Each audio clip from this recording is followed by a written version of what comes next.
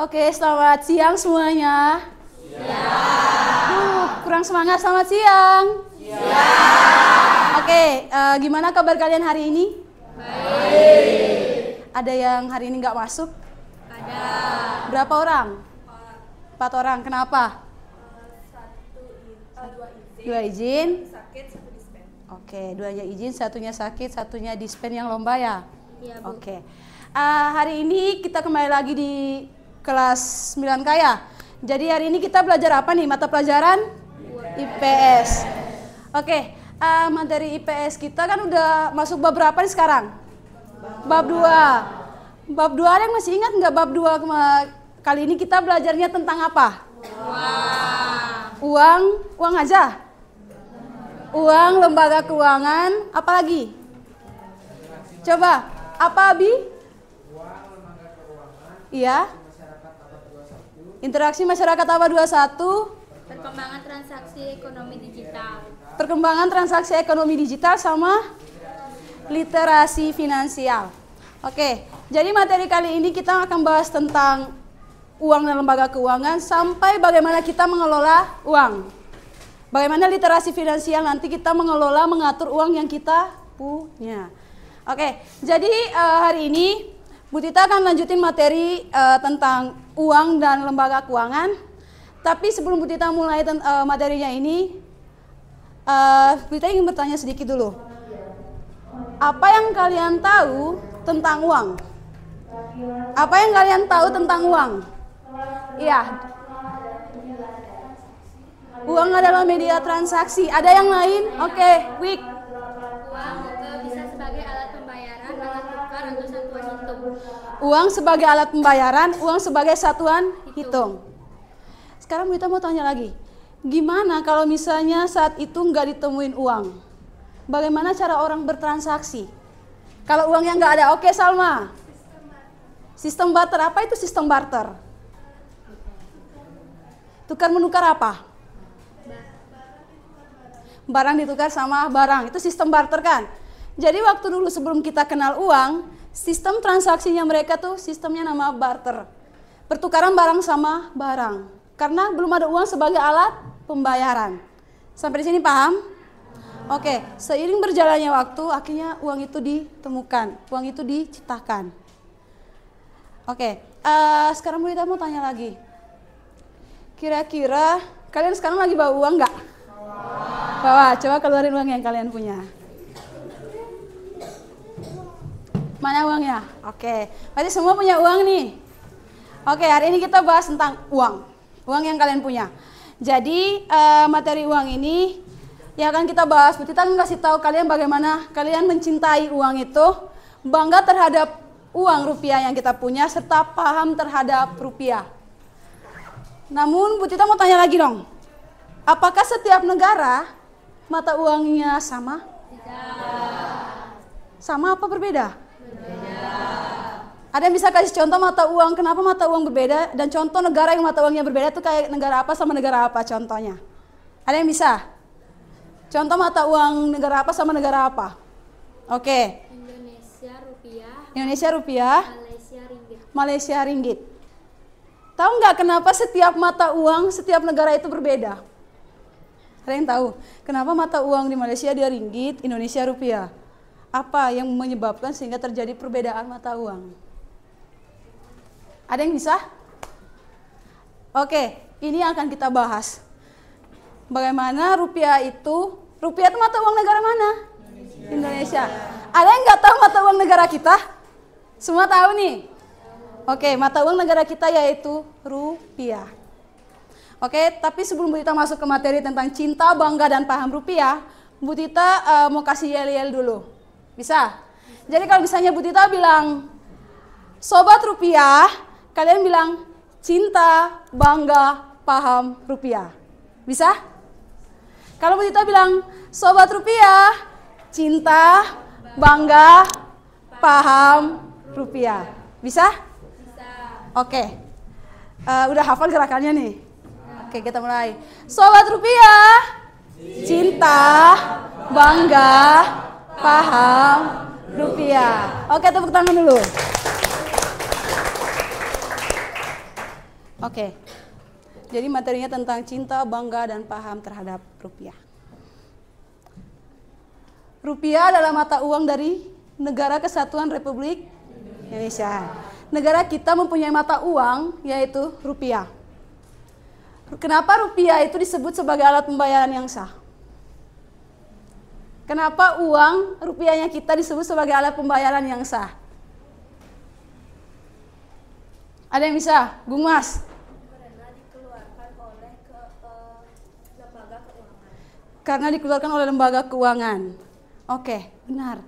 Jadi, rupiah ini ditetapkan sebagai mata uang negara kita karena dia memiliki nilai sebagai kedaulatan bangsa, simbol kedaulatan bangsa. Itu rupiah. Jadi rupiah ini serta-merta dia diatur berdasarkan undang-undang. Ada undang-undang yang mengatur tentang uang. Ada Undang-Undang 1945, ada Undang-Undang Mata Uang, ada Undang-Undang Bank Indonesia. Sekarang, uang yang kalian punya itu biasanya siapa yang tugasnya mengeluarkan uang dan mengedarkan uang ke masyarakat? Siapa yang mengeluarkan uang ke masyarakat? Lembaga keuangan. Dalam hal ini siapa? Lembaga keuangan yang mana? Bank. Bank apa yang mengeluarkan uang ke masyarakat? Bank Indonesia. Jadi bank yang fungsinya memiliki peran mengeluarkan uang dan mengedarkan ke masyarakat namanya Bank Indonesia. Jadi Bank Indonesia itu disebut sebagai bank sentralnya kita. Paham? Yang berikut, kalau kalian misalnya mau buat kue, butuh proses nggak? Butuh. Butuh alat dan bahan nggak? Butuh. Uang itu sendiri punya yang namanya proses pembuatan. Yang pertama dimulai dari kita merencanakan atau melakukan planning. Uang itu dibentuk atau didesain harus punya planning. Jumlahnya berapa? Yang kedua terkait dengan pecahan. Nominalnya mau 1.000, mau 2.000, mau berapa lagi, ada 50.000 dan lain sebagainya kan. Itu nominal uang. Terus ada desain. Desain berkaitan sama apa kalau misalnya desain?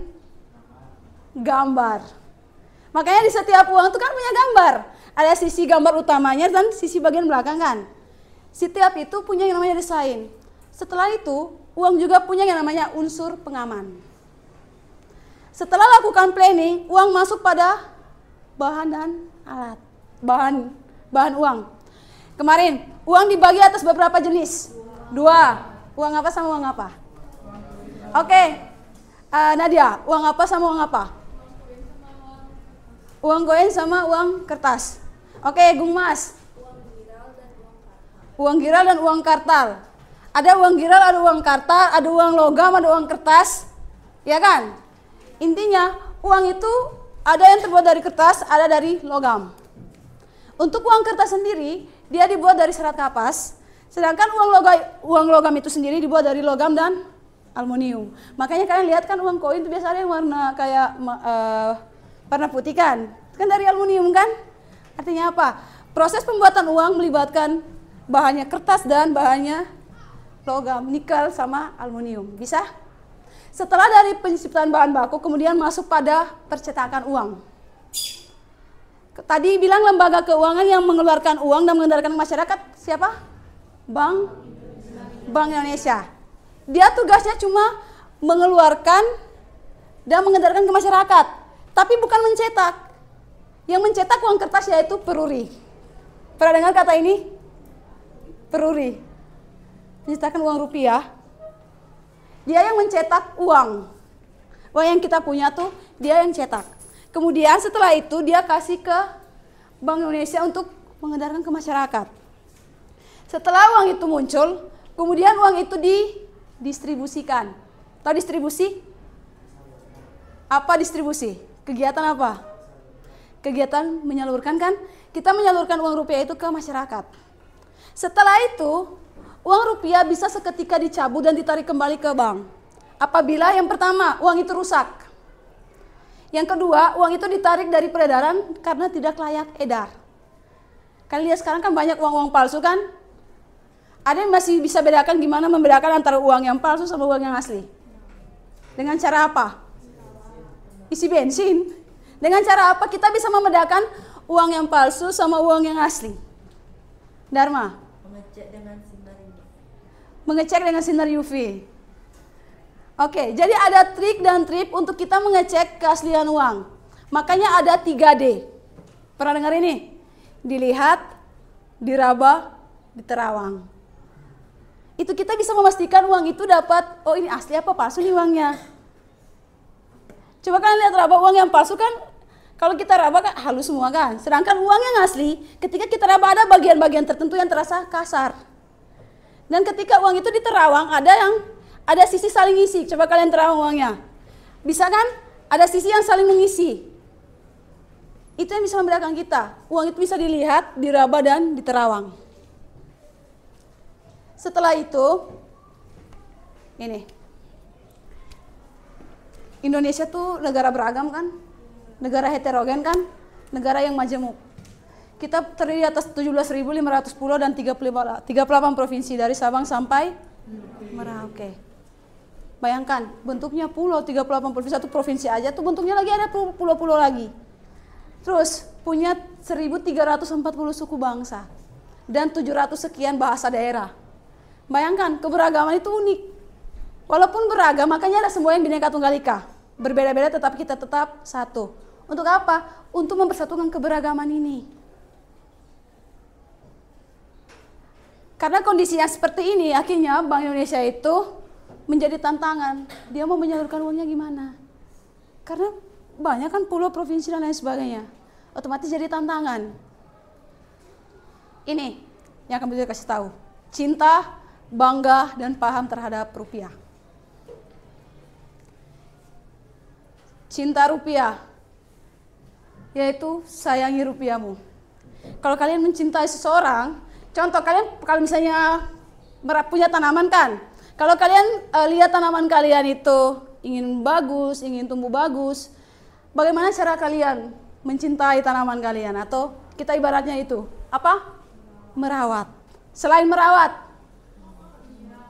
menyiram dan lain sebagainya kan. Uang itu juga wajib kita mencintai rupiah. Mencintai uangnya kita dengan cara apa? Kita kenali dulu. Kenali uang rupiahnya kita, kemudian kita rawat. Itu di bagian cinta rupiah. Yang kedua, kita harus bangga kepada rupiah. Kita kenapa bangga? Karena rupiah itu merupakan simbol kedaulatan negara. Yang berikut adalah paham. Paham ini berkaitan sama bagaimana kita dengan bijak mengatur uang yang kita punya, membelanjakan uang yang kita punya dengan sebijak mungkin. Itu paham. Jadi ini nih lebih berkaitan sama bagaimana kita mengoptimalkan perekonomian kita. Kita menggunakan membeli barang-barang dari dalam negeri itu akan memperbuat ekonomi kita lebih baik. Tapi bukan berarti kita nggak membelanjakan uang kita, nggak. Itu maksudnya. Yang pertama, cinta rupiah, sayangi rupiahmu. Coba kalian sekarang lihat uang kalian, uang yang kalian punya. Yang pertama, kita harus kenali rupiahnya kita. Di gambar uang kalian, coba kalian lihat apa aja yang ada di situ. Apa? Garuda. Ada Garuda ya? Itu di uang apa? Kertas apa uang? Oke, Garuda. Di sini nih. Tahu nggak, Garuda itu merupakan simbol kedaulatan negara. Kemudian di uang itu ada di bagian A dan bagian E itu, coba kalian lihat, pada perhatikan, ada nominal kan? Ya. Uang itu punya karakteristik atau ciri yang pertama itu punya yang namanya nominal uang. Entah di bagian atas atau bertuliskan di bagian bawah. Setelah itu, uang itu harus mencantumkan lembaga keuangannya. Ada nggak tulisan di uang kalian tuh ya Bank Indonesia? Ada. Ada nggak? Ada. Terus ada yang namanya gambar utama pahlawan. Di uang kalian ada nggak gambar tokoh-tokoh pahlawan di uang kalian? Ada? Ada. Prama punyamu gambar apa itu? Cut siapa? Cut Mutia? Oke. Jadi setiap uang itu, entah uang kertas ataupun uang logam, punya gambar pahlawan. Yang berikut ada yang namanya tulisan tahun cetak atau tahun emisi. Keluaran uang kertas itu dicetak dan dikeluarkan kapan? Ada? Ada. Tahun berapa dia dikeluarkan gitu? Iya, itu tahun emisi. Sebaliknya juga sama uang logam. Uang logam kan ada yang bawa uang koin di sini. Nah, coba Abi lihat, di uang koin itu ada apa aja? Ada angka 1000. Angka 1000 itu menandakan angka nominal kan? Iya, apalagi Abi? Bank Indonesia. Terus? Tahun cetak, iya kan? Itu yang membuat uang. Berarti apa? Kita cintai uang rupiahnya kita dengan pertama kita mengenali dulu uang rupiah kita. Kita kenali dulu. Setelah itu, kalian lihat desain uang rupiah. Setiap provinsi pasti ada. Salah satunya Provinsi Bali. Kalian lihat di uang 50.000. Jadi unsur desainnya uang rupiah itu bisa berbentuk ada gambar pahlawan, ada terkait dengan seni dan budaya maupun dengan kekayaan alam yang kita punya. Contoh, di Bali, Provinsi Bali aja. Di uang kertas nominal 50.000. Kalian lihat ada gambar I Gusti Ngurah Rai kan? Siapa itu dia? Pahlawan nasional kan? Dari Bali. Kemudian, itu kan mengisi tentang pahlawan. Berarti desain uang rupiah itu bisa berisi tentang pahlawan. Setelah itu, Bali juga memiliki salah satu ciri khas, yaitu ada tari legong di belakang dari uang rupiah. Tari legong kan tari tradisional kalian. Itu melambangkan kegiatan seni dan budaya. Kemudian ada Pura Ulun Danau Beratan di Bedugul. Itu artinya apa? Penetapan desain setiap lembar rupiah itu melibatkan antara pahlawan, seni dan budaya maupun kekayaan alam. Makanya di setiap uang tuh ada. Oke. Sekarang Bu Lida tanya. Kalian kenal ini? Kenal mereka nih? Kenal? Kenal mereka enggak? Apakah di uang rupiah yang kalian ada gambar-gambar seperti ini? Ada. Contoh Insinyur Soekarno sama Muhammad Hatta di nominal uang berapa? Uang 100.000. Gambar apa? Mereka sebagai tokoh apa itu? Pahlawan kan? Itu. Jadi setiap uang rupiah desainnya itu bisa berbentuk pahlawan. Gambar utamanya. Bisa berbentuk juga seni dan budaya maupun kekayaan alam yang ada. Ini berkaitan sama tarian. Oke. Gambar tarian daerah yang digunakan dalam uang rupiah. Ada tari topeng. Ada gambar Raja Ampat kan, kekayaan alam. Pulau Komodo di NTT juga merupakan kekayaan alam. Maupun Pulau Derawan dan lain sebagainya. Oke. Mari kita jaga rupiah kita. Dari pemalsuan. Sekarang beredar loh uang-uang palsu. Kalian lihat. Banyak kan? Beli makanan ringan kan ada yang uang di kemasan snack-snack itu ada. Tapi bagaimana kita memastikan uang yang palsu dan uang yang asli? Makanya tadi Bu Dita bilang kita harus ingat tiga apa? 3D apa? D yang pertama dilihat, diraba, diterawang. Itu. Kita paham 3D ini, kita bisa membedakan antara uang yang asli dan uang yang palsu. Dilihat, diraba, dan diterawang. Yang berikut, setelah kita kenali uang rupiahnya kita, mari kita rawat. Mari kita rawat uang rupiah kita. Jadi ada tips dan trik merawat uang rupiah. Yang pertama, tips dan trik ini biasanya dinamakan 5J.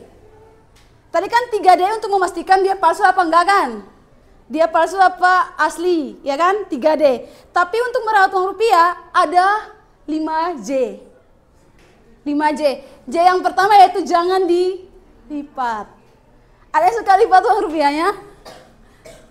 Ada yang suka lipat uang rupiahnya? Biasa disimpan di dompet langsung aja taruh gitu. Dilipat-lipat. Terus uang rupiah nggak boleh dicoret. Coba lihat uang rupiah kalian. Apakah ada coretan? Nggak ada. Iya. Uang rupiah uang rupiah kita nggak boleh dicoret. Yang ketiga, uang rupiahnya kita nggak boleh diremas.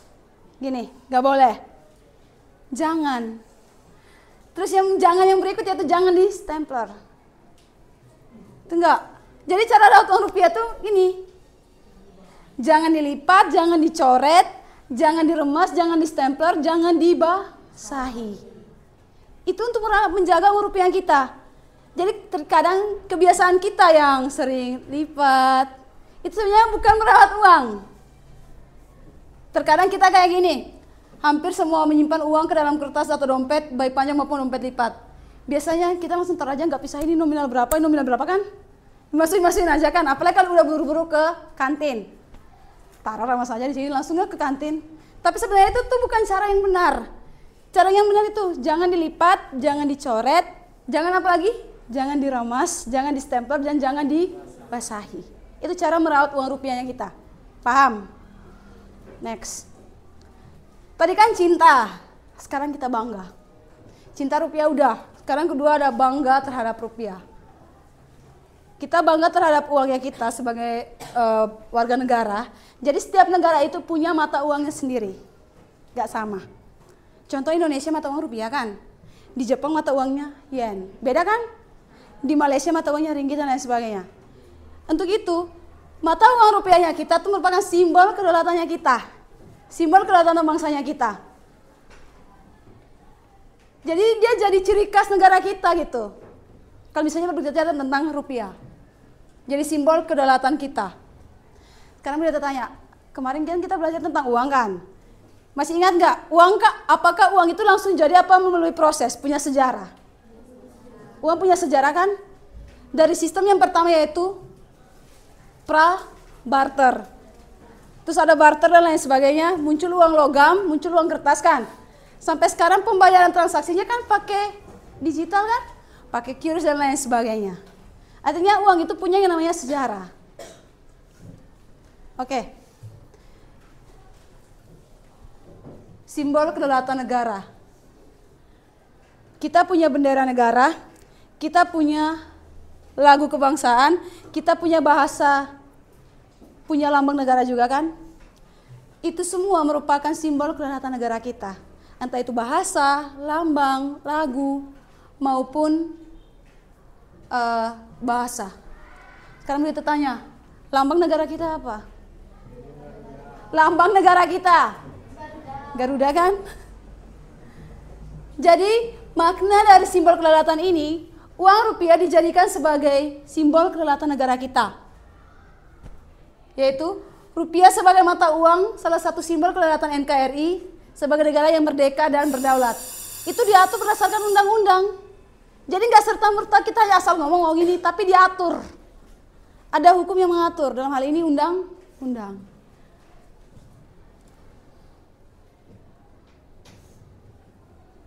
Oke.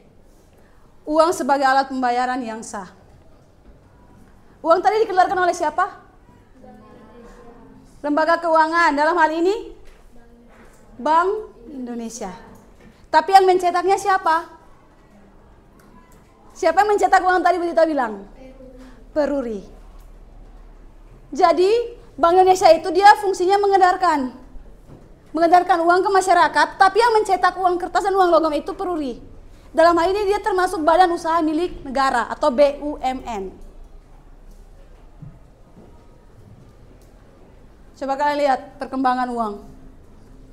Dari masa kerajaan Islam sampai masa nasionalisasi. Masa Hindu Buddha, Islam dan lain sebagainya uang ini. Terus masa kolonial, masa pemerintahan penjajahan kan ada yang kemarin ada The Javanese Bank. Itu kan masa kolonial kan, miliknya Belanda. Ada Guldenica. Tetapi uang itu mulai muncul pada awal masa pemerintahan RI, di mana udah keluarnya uang ori, uang orida. Setelah itu muncul uang rupiah, yang saat ini kita pakai sebagai mata uang negara kita.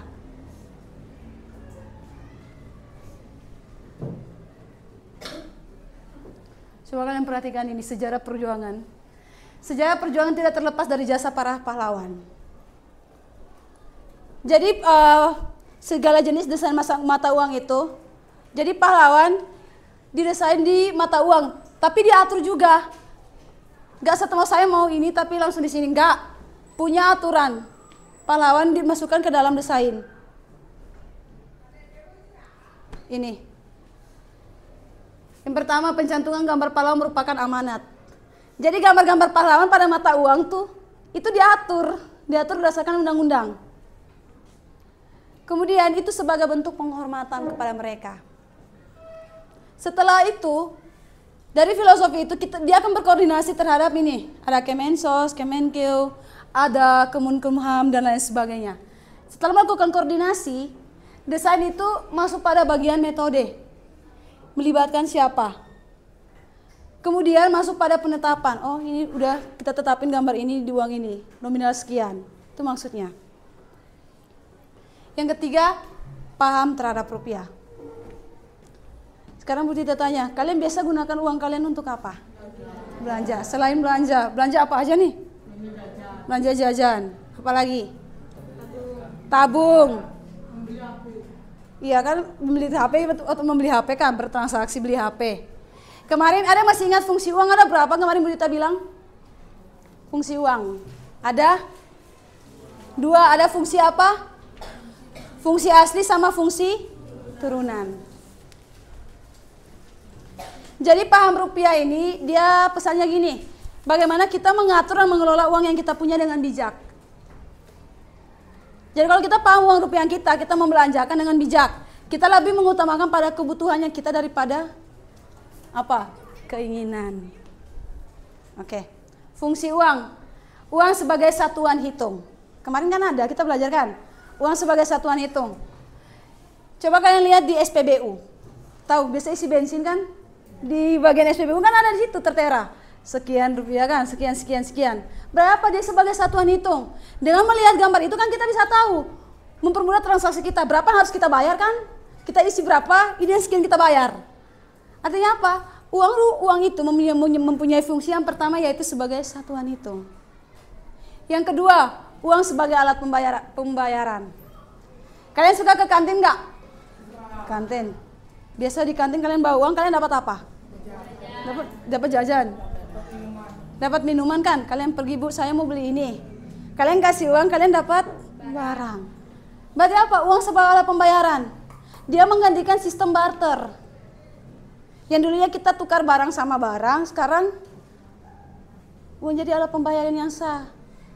Kita kasih uang ke orang, kita mau beli ini, kita dapat barang kan? Ketiga, uang sebagai alat penyimpan nilai. Di sini ada yang suka tabung, menabung. Menabung nggak? Apa fungsi dari kalian menabung? Apa? Mencapai keinginan, apa lagi? Apa fungsi dari menabung?